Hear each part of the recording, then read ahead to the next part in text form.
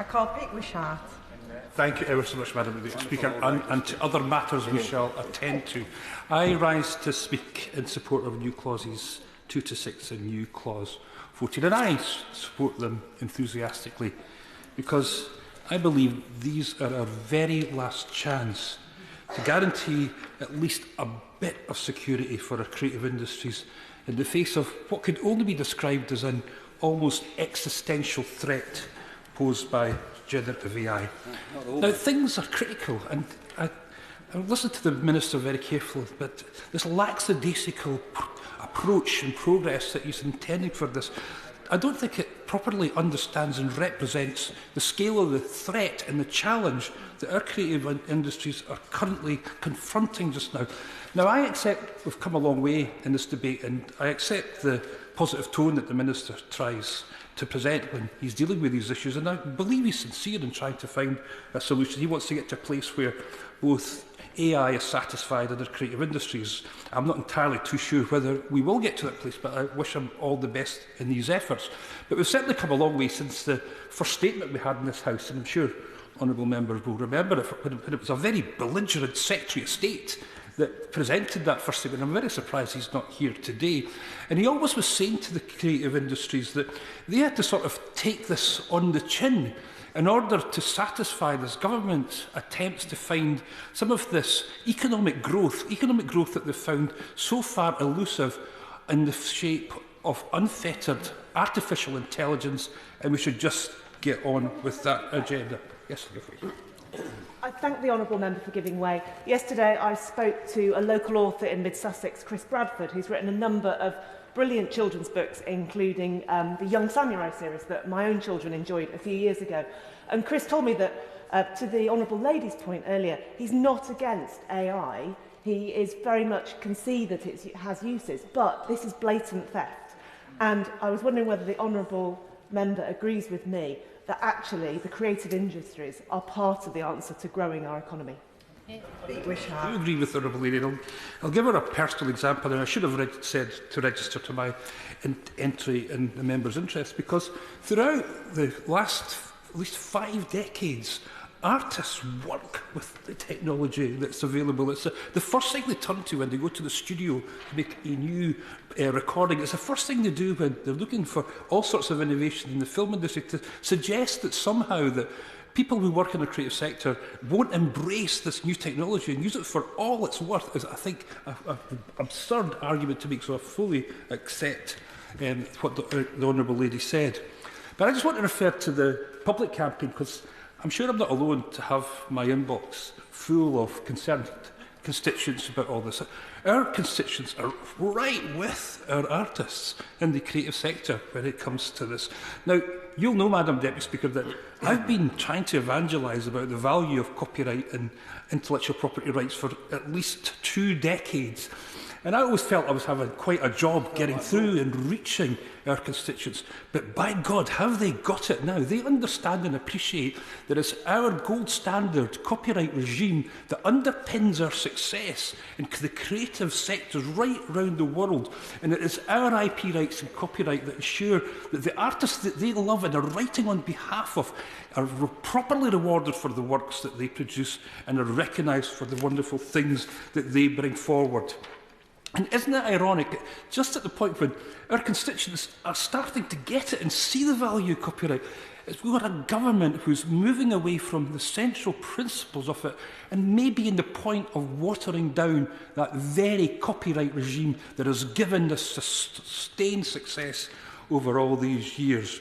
So I want to thank the campaign and the artists for doing this. And what this has done, I think, is moved the government on significantly. And we've now seen them abandon their preferred opt-out mechanism when it comes to their consultation. And I think on that, we welcome that. But instead of resolving the debate, what it seems to me the government are doing is kicking it into the long grass, to this no man's land of economic assessments, of reports, of consulting with the sector. Now, That might take years. We haven't got years. We actually have artificial intelligence just now in the form of the bots, in the form of the training machines, actually hoovering up, sucking up all our cultural heritage at this very point.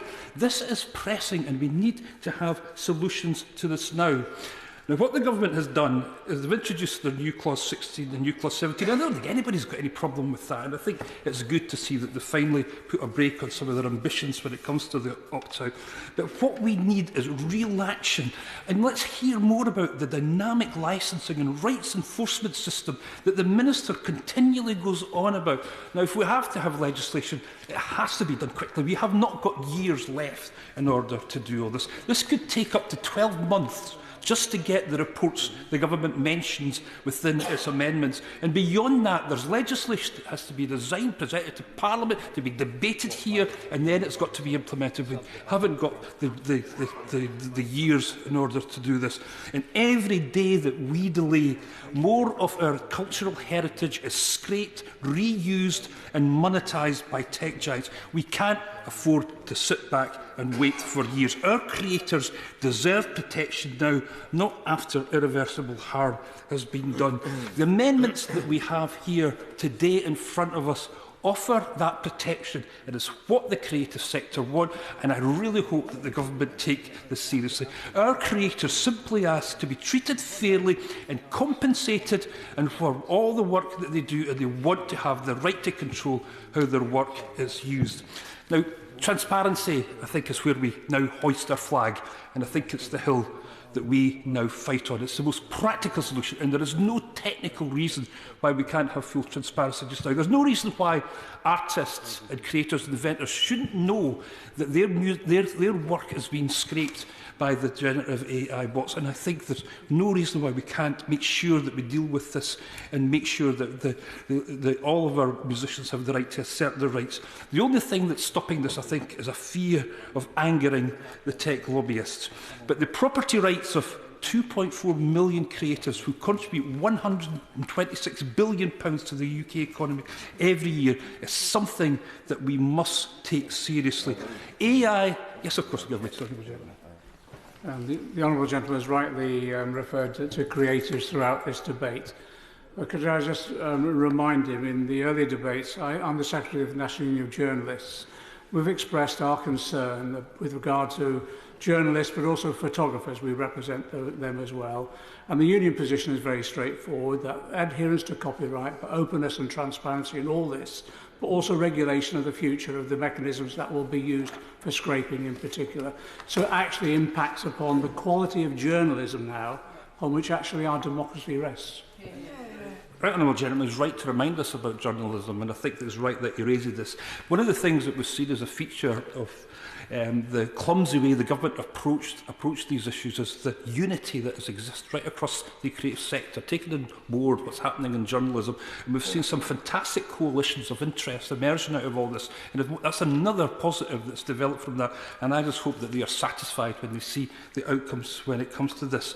And I think the last thing I want to say is that AI and creativity can work together. I gave the example to the Honourable Lady, and I think this is something that we've all been encouraged to think about, that somehow there is a divergent position between our creative sector and our artists and those that are involved in the tech sector, particularly around AI. There isn't, and there should be an approach that works for everybody involved in that. But the AI companies know our content is immensely valuable.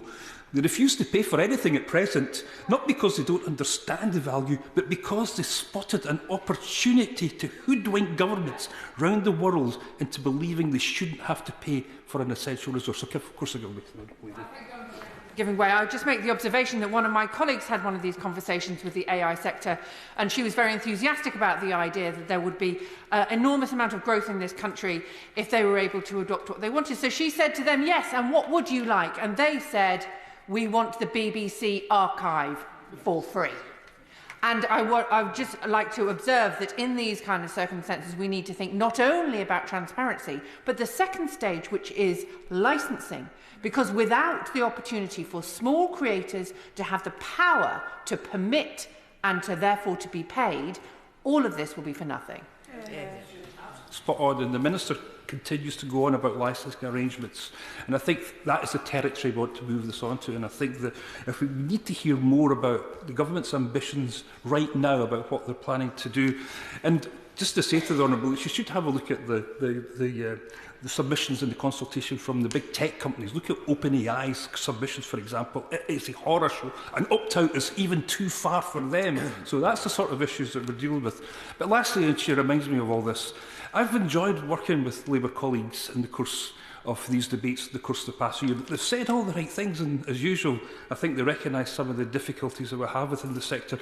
But I appeal to them tonight to support, particularly new Clause 2 if it goes to the vote. It's no good saying all the right things, it's about voting in the right direction and ensuring that we get this. There is no other chance, Madam Deputy Speaker. This is the only opportunity we've got to offer some protection to our creative sector in the course of the next few years. Nothing else is going to appear for years now. We'll all get involved in the consultation and we'll all be taking part in the legislation when it comes here, but that is years away. This is the only thing that we can do to offer some support to the creative sector, and I urge everybody to support these amendments here this evening.